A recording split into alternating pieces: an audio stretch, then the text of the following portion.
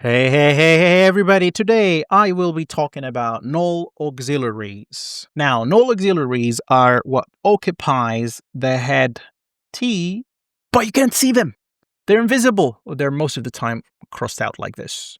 There's going to be some writing, and then it's crossed out. Now, explicit T's are something that nobody can argue about because they do exist. We can see them. If I say, I do not help my dog, for example. I do help my dog. Nobody will tell you that do doesn't exist because you can see it. Now, null auxiliaries, or the theory or the concept of having null auxiliaries, means that you can't really see what's in here, yet it does exist and its effects are active. This is what we're going to try to prove with this video, and I hope it will be helpful. Without further ado, let's get started. So I took a sentence from the main book that we're using for this series of videos. I could have helped her, or she have helped him. Now, if you look at this sentence, you can see that the sentences are exactly a mirror image of each other, except for one small detail, which is the fact that we don't have could here. Now, what I'm going to try and prove to you is there is a could here. It does exist, and it's affecting the structure, just like the could in the first segment of the sentence is affecting the structure. So the first thing to discuss as an evidence for the existence of could, I'll say, let me zoom out so that you can see the whole structure of the tree. We could say that it's elliptical, because the reason why it's elliptical is been removed the could. We can simply say that the two segments have the same meaning. And if the first one has a could and the second one does not have it yet, the meaning is still the same. So as a conclusion, as a logical conclusion, we can say that there is a could there, but you just can't see it. It's null. So this is the first way we could argue for the existence of could, or in this case, a null auxiliary. The second piece of evidence we can give to say that there is a null could in here is the nominative case that is given to she. Now, she is a pronoun. She is pronounced as a she with a nominative case. Proves to us that there is a T. The T gives the nominative case to the pronoun. Now, of course, in this tree diagram, you can see the could, but actually let's cross it out to signify that you cannot actually see the could. Yet, as I said, it's null. It lacks a phonetic spell out, but its effects are active as if it was there and you could see it with your own eyes. So we've talked about the elliptical, we've talked about nominative. Now let's talk about the have. Have in a sense, just over here in our tree diagram would correspond to this. Now, if let's say this part doesn't exist, then why is it pronounced as have? Shouldn't it be pronounced as has? Because she, of course, to agree with she, it needs to be in third person, and the conjugation of third person have is has. So the fact that it's have and not has proves to us that there is something between the she and the have. This she and this have, there is something here. And that thing is nothing other than could. Now, this is the third argument, the fact that we have a have here and not a has. The last argument is the fact that we can't cliticize this sentence. If I want to cliticize it, and if you remember, cliticization is when in this case, the auxiliary would attach to the pronoun. Like you could say we have, or you could also say we've. So this is cliticization. And I can't do cliticization here because in order to criticize, you need to have two conditions. The first one would be C commanding. So you need to have the pronoun C commanding whatever is criticized into it. So let's just write here C command. The second condition would be adjacency. So you would have to be adjacent to each other. So let's write here adjac. So in this case, let's see if the C command condition is proper. She is C commanding have. So this one is valid. C command does exist between the she and the have. But what about the second one? Second one says they need to be next to each other. In this case, I can't criticize. I can't say she helped him. I can't say this. This is an unacceptable and ungrammatical sentence.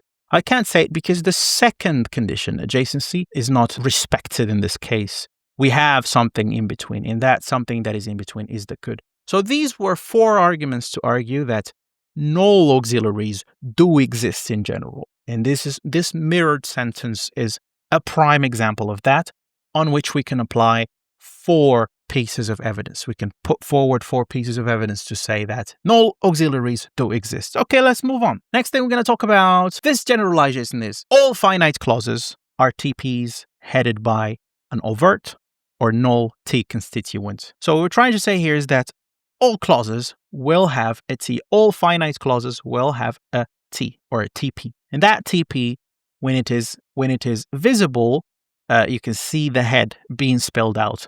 Otherwise, if you can't see it, if it's not spelled, it doesn't mean that the sentence lacks a T. It just means that the T is actually hiding its null. Now, let's look at these 2 examples, and then we're going to discuss how we can use them to prove that null auxiliaries do exist, even if you can't see them. Let's look at these sentences at face value. First of all, he enjoys syntax. Now, what are we lacking here? We don't have an auxiliary in here.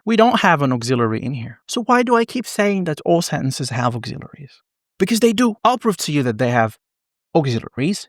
They're just not overt. They're not spelled out. So let's draw 3 diagrams for these 2 sentences.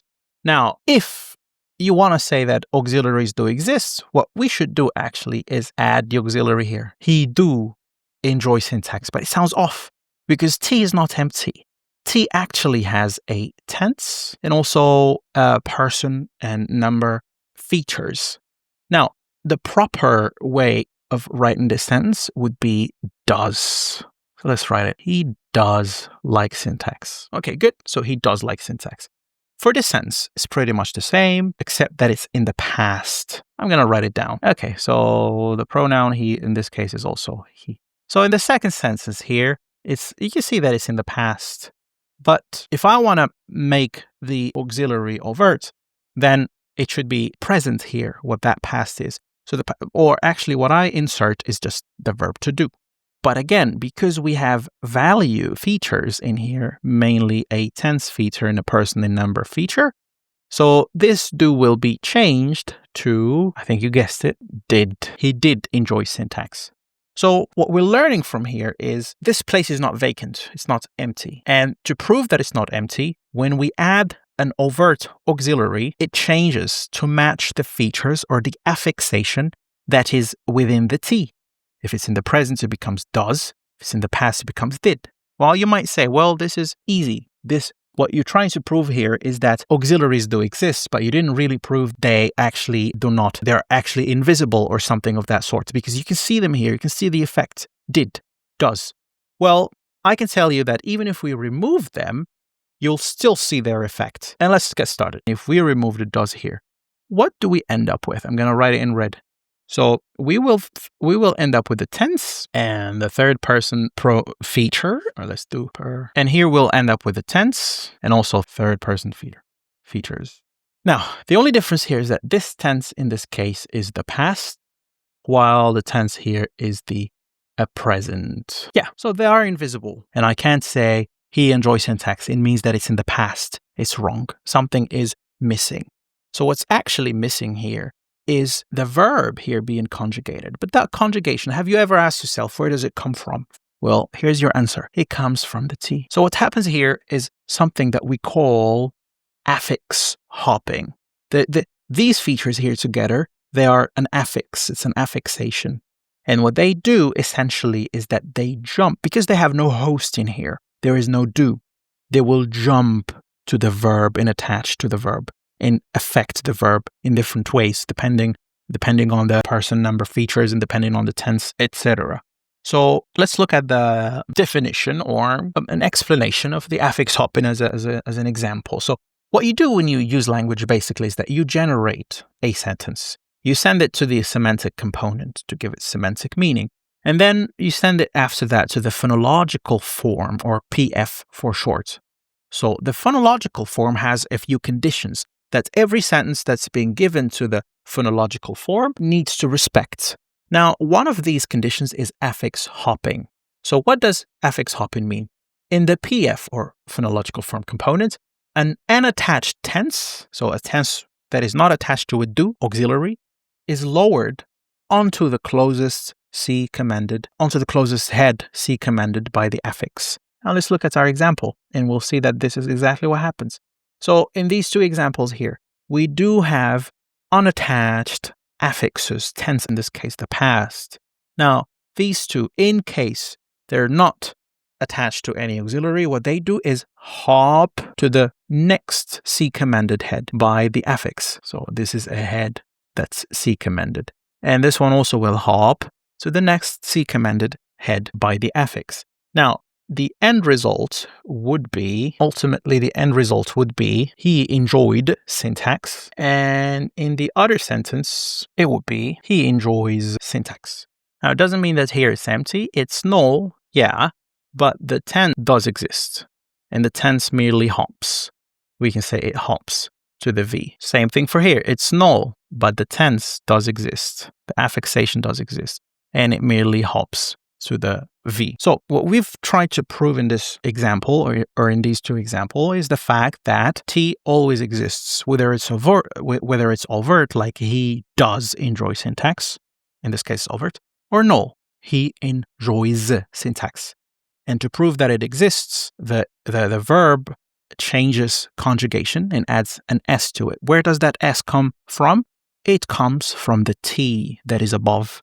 The affix that is above does not have any host to attach to, therefore it jumps to the S. This video is taking me quite a long time, but we don't have that much remaining. What you should remember now is that this generalization is true. All finite clauses are TPs headed by an overt or null T constituent. So we always have a TP projection. Now, the last bit we're going to talk about is another another generalization. And this one should be more straightforward, especially that we've been through the first example. So what does this say? All infinitive clauses are TPs headed by an infinitival T, which is either overtly spelled out as to or has a null spell out. So we're saying to say, just like we've seen with finite clauses, all clauses are actually headed by a T, whether it's spelled out like do or null, in which case the affixation jumps to the verb. We're trying to say that infinitival clauses, i.e. clauses or sentences that don't have a tense, also they'll have a T. If it's overt, the T comes, as we all know, the verb in the infinitive form is always to something, to do, to eat, to sleep. Or if it's not spelled out, if it's null, then it's not there. But the effects, again, just like we've seen with finite clauses, are active. So here I took two examples from the book. I have never known Tom criticize anyone, and also I expected him to win. In the first example, we have a null constituent. Over here, we have a null. What is this arrow? The null constituent that we have here is to. I have never known Tom to criticize anyone. In this case, it's not overt. It's not covert. It's overt. And the to is visible. We can see it. It's over here. I drew tree diagrams for these two examples here. The to in this case is existence, but invisible. Tom criticized anyone. So the bracketed part, the tree diagrams for is Tom criticizes anyone. Tom criticized anyone. We can't see that there is a to, but the effects are there. And you can pretty much apply most of the examples we've used before, like cliticization and so on, to prove this point. If you want to use cliticization, for example, you can say, I can't let you, look at this example, I can't let you to have my password. Now, if you want to say that there is no to, you should be able to criticize. So I can't let you, why can I not say, I can't let you, you've my password? We can't say it because there's actually a to. And the to is right over here. So here, there is a to. And although it's invisible, usually we just say, I can't let you have my password. It doesn't mean that I can say, I can't let you have my password, because in that case, the adjacency condition doesn't apply again. Okay, so two examples. In one case, the to is overt, you can see it. And the other example, the to is covert. The generalization here is that in infinitival clauses, the to, the head T always exists. It could be with a visible element or with an invisible element. So you can see that we can actually apply this generalization to finite clauses and also infinite clauses.